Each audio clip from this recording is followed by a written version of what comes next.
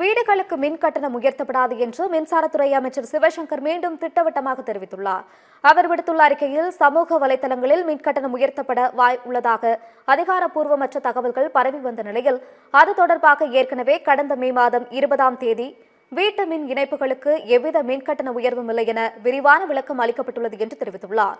எனினும் தற்போது மீண்டும் மின் கட்டணம் குறித்த வதந்திகள் தொடர்ந்து பரவி வருவதால் இதுகுறித்து மீண்டும் அரசின் சார்பில் தெளிவுபடுத்துகிறது என்று தெரிவித்துள்ள அமைச்சர் சிவசங்கர், தற்சமயம் மின்கட்டண உயர்வு குறித்து எவ்வித ஆணையும் தமிழ்நாடு மின்சார ஒழுங்குமுறை ஆணையத்தினால் வெளியிடப்படவில்லை என்று விளக்கமளித்துள்ளார். ஒழுங்குமுறை ஆணையம் மின்கட்டணம் தொடர்பாக ஏதேனும் ஆணை வழங்கினாலும் அதனை நடைமுறைப்படுத்தும் போது வீடுகளுக்கு எந்த ஒரு மின்கட்டண உயர்வும் இருக்காது என்று அமைச்சர் கூறியுள்ளார். தற்போது வழங்கப்படும் 100 யூனிட் இலவச மின்சாரம் உள்ளிட்ட அனைத்து சலுகைகளும் தொடர்ந்து வழங்கப்படும் எனவும் அமைச்சர் சிவசங்கர் மீண்டும் திட்டவட்டமாக தெரிவித்துள்ளார். மின்கட்டண உயர்வு குறித்த தேவையற்ற வதந்திகளை பொதுமக்கள் நம்ப வேண்டாம் என்று அவர் கேட்டுக் கொண்டுள்ளார்.